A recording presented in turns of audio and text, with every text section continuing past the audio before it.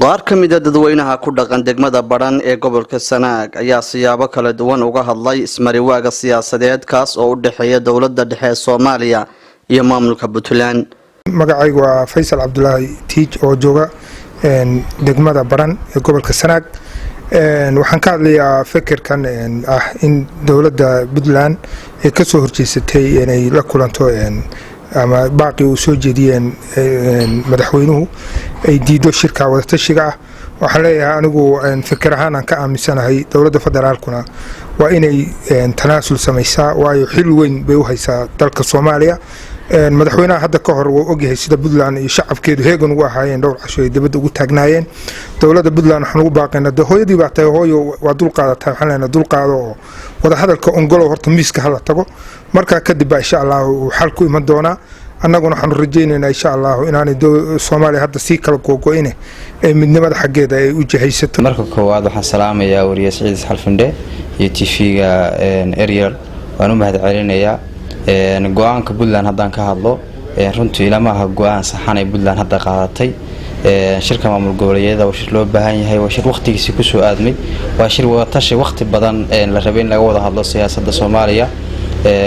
runtii xilli Soomaaliland wada hadal la sameeyay inay Puntland tiraahdo yana wada hadalka Soomaaliya oo dhameystiran baan diidayaa geedigu meel buu wada socdaa meel baan lagu wada furayaa إن شاء الله حرجينا سيد الصومال لأنه تنازل سبلا نينه وتنازلشوا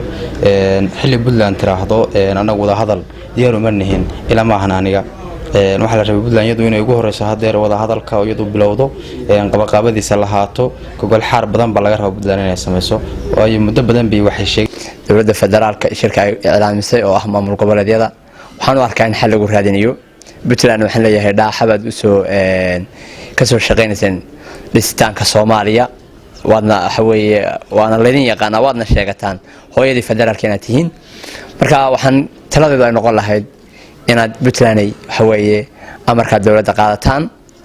oo waxa weeye dib u dhiska Soomaaliya iyo waxa weeye sida hore ugu soo jirteen iminkana uga qayb qaadataan waayo meel aad kaga hartaan ma joogto maanta Soomaaliya si fiican bay u socotaa xukuumaddan iyo dawladdan iminka wadanka maamushana waxa weeye dadku aad bay u dhacsan yihiin Puntland hooyadii Soomaaliya ahayd waxa oran jirtay hooyadii Soomaaliya laakiin waxaan u maleynayaa iminka ina dhashaadii cuntay waxay tahay Puntland waxaaga ina raast xaq baa u leedahay laakiin dulmi ina sameeyo Soomaaliyeed waa ka go'aya taas waa xaraan midda labaad dawladda federaalka mid baan u sheegayaa dadka dawladda federaalka dad bay dulmtay oo ay ka mid yihiin gobolada Sanaag waxa la doonayaa xaq gobolada Sanaag iyo Sool waxooda in meel la dhigo dawladda federaalka caado waxaan la hadlayaa madaxweynaha iyo ra'iisul wasaaraha leena laba ka sareeya ma jiro ra'iisul baarlamaankana waa la hadlayaa qodobada matashaab muxuu ahaa deegaankana waa la hadlayaa waxaan leeyahay wixii Sool iyo Sanaag leeyihiin oo xaq u leeyihiin in loo soo dhaciyo weeyaan nin walba wuxuu doonayaa cad bursi isaga أنا عناية كانوا هقضوا كان الدولة أبترال كان يدبي سوق النقطة إكتو وحي مصالح لأنه مصالح وحي تاعي إن يدبون إكتو وحي هذه أدبا ما ستين تلفيش كأريال نيوردان فكر كي كدي بتارنتها دولة أبترال الصومالية يو بنتلان waxaan arkay soddon sano oo ay Soomaaliya burbursaneyd Puntland waxay ku doodaysaa waxana hooyada federaalka Soomaaliya maanta oo guul iyo diidilad dawladda soo dhalatayna waxaan arkaa in inay cagaha qabato inay tahay wax khaldan marka nuclear option laguma baahna inay Puntland sameeyay waxa loo baahan yahay Soomaaliya oo isku duuban in nuclear option waxaan doonayaa inaan fikirkayga ka dhiibto ka hadlo dawladda federaalka dawlad goboleedyada ugu baaqday in liiska wada hadallada la isku yimaado waxaan leeyahay dawladda Puntland oo diiday inay qaadato tareenkeeda aanay ka harin oo tareenka raacdo waan ugu baaqayaa oo liiska wada hadallada isku yimaado oo wixii Soomaali tan ugu jirto laga wada hadallo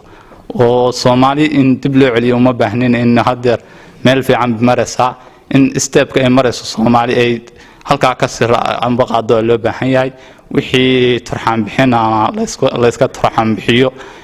wixii tabashooyin la iska tarxan bixiyaan oo baaqaya dawladda Puntland dawladda federaalkana ayana ay doorkeeda ka qaadato inta hadda ka gudbo anigu waxaan u arkaa Puntland go'aanka in qaadatay oo baarlamaanka ka soo baxay 28 bisha anigu go'aanka waxaan u arkaa go'aan khaldan sababtana waa sababeynaya xilli waqtiga la joogo hadda oo kala guurka ma aha in lagu dhaqmo inay go'aanka noocaas oo kale ay qaadato sababtoo ah 30 sano baa dalku burburku soo jiray 30 sano burburka Puntland waxay lahayd waxaan nahay hooyadii Soomaaliya maanta oo Soomaaliya la arko meesha u jeedo iyo wanaaga muuqda dawladda federaalka ma la hadlaya iyada dawladda federaalka iska caqabado badan bay iska jira oo wacyiga jira iyo burburka la burburay dadkii waxa la burburay caqabado badan ma ku xeeran aan runtii waxna way khaldan yihiin waan oran karaa waxna way saxan yihiin way saxday wax badan ba horumar bay ku talaabsan Saciid Isxaal Finde Ariel TV degmada Badhan